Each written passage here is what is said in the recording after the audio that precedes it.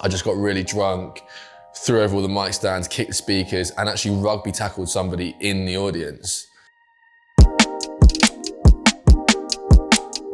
Hi, I'm Jordan Stevens, and these are my firsts for NME. The first artist I fell in love with, Sisqó. I was living in Neasden with my mum in northwest London. I suppose I'd listen to the radio a lot because I used to try and pirate the songs. You know, we'd have the tape cassette in a hi-fi, and if a song came on, we'd run on. I remember, I've got a really vivid memory of getting Aaliyah Try Again, because my mum was like, that's a banger, we got to get that tune. And around that time, I discovered Sisqó. It must have been through Thong Song, which I, of course, had no understanding of what that song was really about, but there was something about it that really captured my young heart. You know what it was as well? His album was called Unleash the Dragon, and I love dragons. I think I was really happy that I'd found someone who also loved dragons and had silver hair. I performed a Sisqó in the school in a Brent after school club talent competition, and I tried to make my hair silver, but I had a big afro, so it turned grey. And then at my school, football academy, everyone called me Grandpa. I did perform a Thong Song at the age of 7 at an after school club talent show, yes. In fact, I lip synced it. And I spent most afternoons prior to that occasion rehearsing the double high kick I was gonna do, where he goes, yeah! I just was at the back of the thing. I remember being in the living room just I'm like, God damn, when this talent competition comes, I'm gonna smash this kick. That was the first time I was ever on stage. It's actually Sisqó's fault that I'm an artist. Can I say cassette? Yeah. Because I'm assuming it's kind of low-key, what's the first? I remember hilariously, the first cassette tape I ever bought was My Name Is by Eminem. And again, I was like 7. At my corner shop on Coles Green Road, they sold cassette tapes in the corner shop, and I bought a Fisher-Price tape machine from a car boot sale, which had Wheels on a Bus already loaded in it. So was living my best life with that bad boy. And then obviously the natural progression from Wheels on a Bus is Eminem, My Name Is. Again, had to ask my mum to just go back and forth with me on a few of the lyrics. I didn't understand why his palms were too hairy to hide. I think I kind of went with the idea he was a werewolf. Is it conscious CD that I bought? When I bought a CD, I'm trying to think of that experience.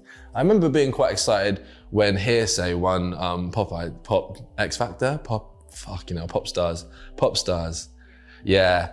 And the Pure and Simple, fucking absolute classic. B-side was their cover of Bridge Over Troubled Water. I particularly think Noel did a really good job on that. No, really, I knew the whole dance routine with my cousin. So basically, yeah, I love music, man.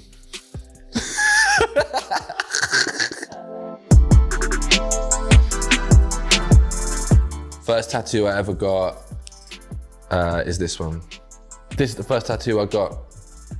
It's a feather, and I was really looking forward to getting this. I got this probably within the month of becoming 18. I wanted it for years, because when I was a kid, my child life sounds insane. I just realized how ridiculous my childhood. Anyway, I used to go into the woods and collect feathers.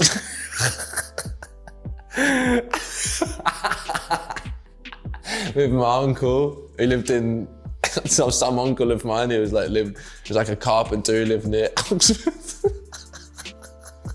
Sounds like I'm making this shit up. I really collected feathers. I did, I had all of them, man. I had this peacock feather, and then my pièce de résistance was this hawk feather, man. I had a hawk feather. I didn't find a hawk. Some dude had a pet hawk. He let me come to his house. Anyway, the point is, I wanted this, and that was it. Jason Mosseri, Into You Tattoos in Brighton, so big up. Technically, the first band I was in was a band called Session 1, which took my college by storm. I went to Brit School, didn't study music. I studied broadcasting and digital communication. Session 1 was, a couple of musicians, a lot of actors. And I was just starting Rhythm Kicks with Harley. He was in Session 1. And I kind of feel like they let me come along for fun, like Bez in Happy Mondays. And And I did get some bits in the songs, but mainly I was trying to live my rockstar dreams way too early. Do you know what I mean? Like way too early. I think we had like a gig once in Lewisham, in like Dirty South or something. There's a place called Dirty South Bar. And I turned up, I'm not sure they even played the songs that I was in. I just got really drunk, threw over all the mic stands, kicked the speakers, and actually rugby tackled somebody in the audience. It was super fun, yeah. But of course, the leader of the band thought I was a joke, and I'm not sure we did much more after that.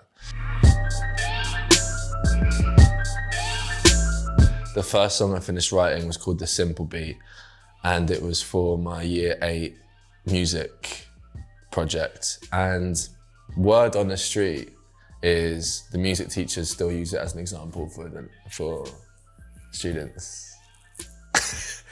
If I remember correctly, it was to the beat of El Maxi. And I recorded it on Audacity. And on my mum's like knackered iMac, like one of the first ones with the cool like coloured backs. And I was like, not too, I can't remember what I said. No, I'm not even gonna do it. I can remember it though. It's the simple beat, the simple beat. Not too rough, not too neat, not too, not too posh, but not too street. Not too quick, but it moves the feet. It's the simple beat. And then I think the first lines were, music makes the world go round, not money, even though I wouldn't mind a pound.